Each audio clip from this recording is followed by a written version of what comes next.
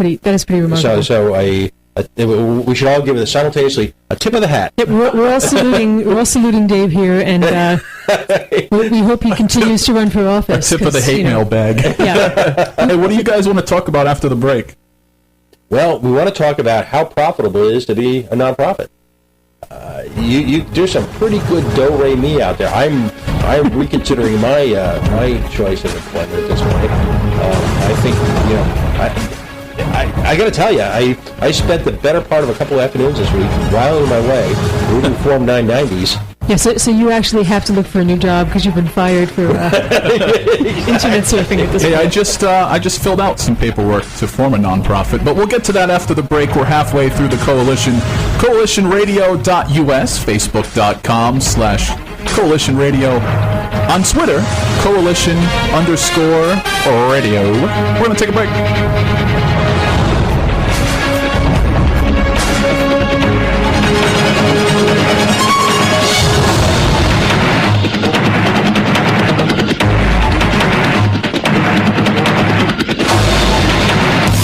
Heading out on the town tonight? Be sure to log on to ProvidenceNightOut.com and don't forget to check their cell phone app.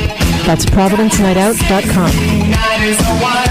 Hello, my name is Jim Gray, and I am a judge of the Superior Court in California and a former federal prosecutor in Los Angeles. I would like to talk to you for a moment about marijuana. Did you know that since the federal government first banned marijuana in 1937, usage in this country has actually gone up by about 4,000%? Or did you know that in the Netherlands, where adults are allowed to possess small amounts of marijuana and buy it from government-regulated businesses, fewer adults and fewer teenagers smoke marijuana than here in our country? Or that an American is arrested on marijuana charges every 38 seconds? If you are wondering if any of this makes sense, you are not alone. To find out more, contact the Marijuana Policy Project at 1-877-JOIN-MPP or visit them on the web at mpp.org. Thank you, and good luck to us all. Hey everybody, it's Tony Jones. You know, when I'm not here yakking about politics, I spin records. That's right, if you like good old-fashioned rock and roll radio the way God intended it to be, then tune in to The Tony Jones Show. The information's online at tonyjones.org. That's tonyjones.org.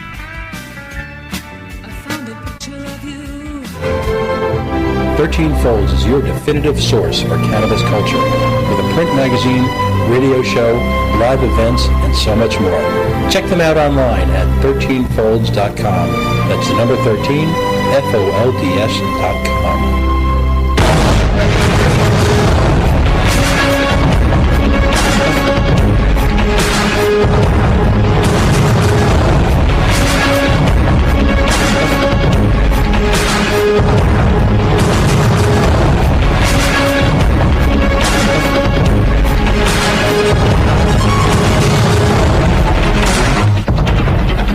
Tony Jones here, CoalitionRadio.us. P.O. Taxpayer, good evening. Hey now. Chris, good evening. Good evening, Tony. So in full disclosure, I just filed some paperwork for the nonprofit Rhode Island Alternative Media Foundation. More information on that very shortly because, well, I don't want to get way too far off into nerddom, but for the first time in almost FCC history, you can file for an FM station building broadcasting permit. And so I'm getting my act together on that. But see, all the radio nerds out there are drooling, and all the non-radio nerds out there are sleeping as soon as I started talking about FCC LPFM permits. But trust us, it's fascinating stuff. Well, one of the things that we talked about running into the schedule, was how the news cycle would impact what a show would be like on Sunday night. And traditionally, going into the weekend, folks are just kind of sort of quietly trying to pass things under the table on a Friday afternoon at about 4 or 5 o'clock. In other words, our live time slot sucks. But it's interesting because since most of the really bombs that are thrown are done about 4:30 on a Friday afternoon, it often gives us the chance to be one of the first to comment on it. True, everybody's out till Monday. Right. So we had the spectacle this week of the former Democratic Party chairman, Mr. Edwin Pacheco, decide to eliminate himself from the Secretary of State's race. Now, just as an aside, this means that the last two heads of the Rhode Island Democratic Party have been abject failures at running for nominations within the Rhode Island Democratic Party.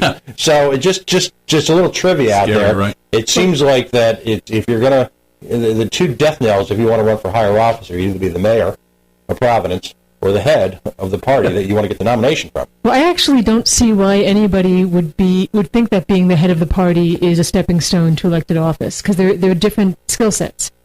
Right, but I mean, being the person who's whipping the party into shape. Now think about somebody like Rahm Emanuel. Yes, he does get elected to things, but he's not a man I would trust further than I can throw him. No offense, Rahm Emanuel. If you're listening up there, if you're listening out there in Chicago, he's a party hack. That's his job. And they're the people who know where the bones are buried, where the sausage is made. To throw a few cliches out there, but that's got nothing necessarily to do with having the kind of personal charisma, the know-it-all, know how to actually get jobs done while you're elected in office.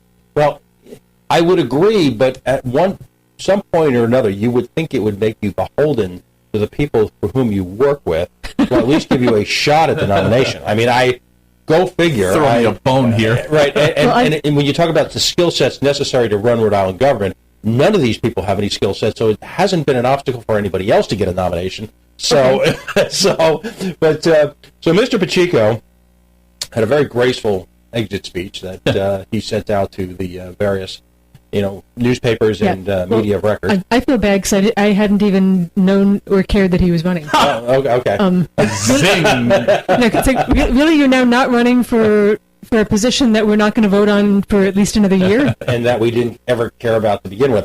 But that's beside the point, because Secretary of State is perceived as a stepping stone. Mm-hmm.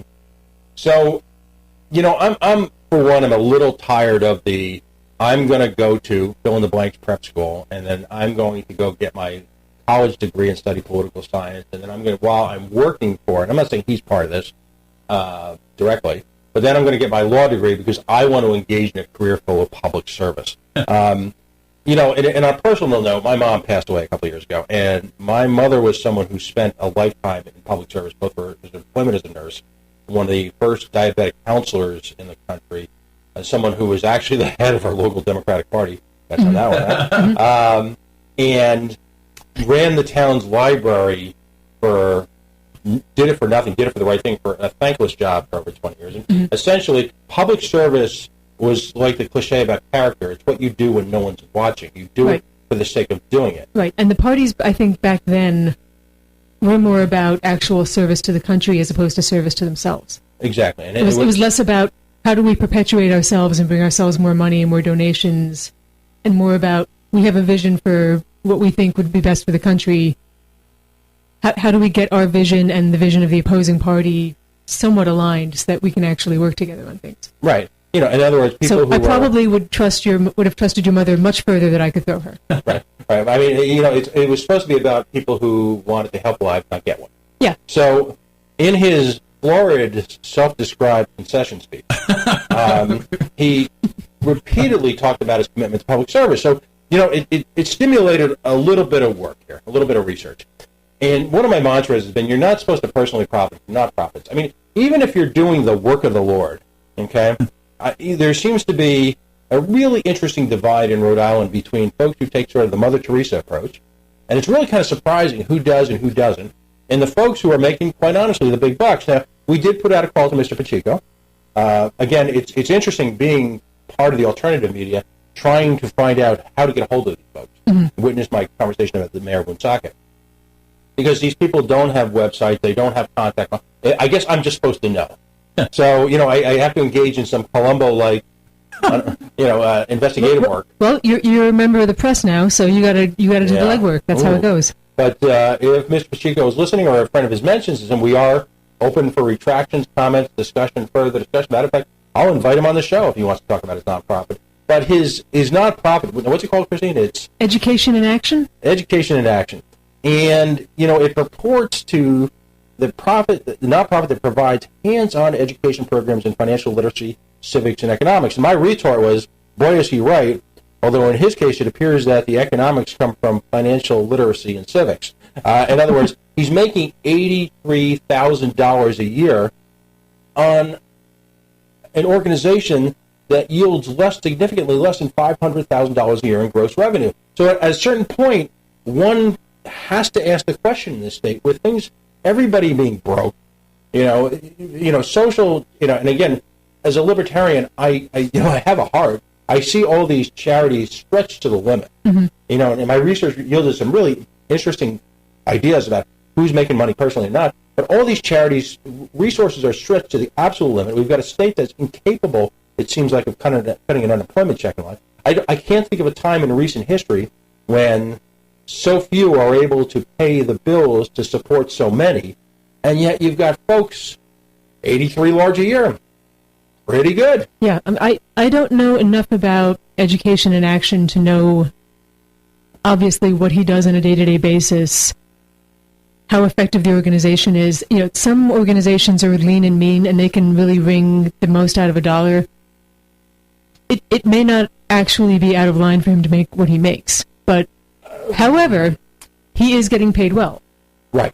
It's not he's not scraping by on the usual stereotypical $30,000 a year, no benefits that a lot of nonprofit employees are making.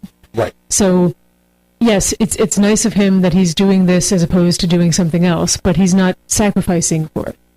And if he's going around presenting himself as sacrificing, that's a bit disingenuous. Well, again, it's the florid presentation of dedicating his life to public service. Mm-hmm. I don't get that anymore.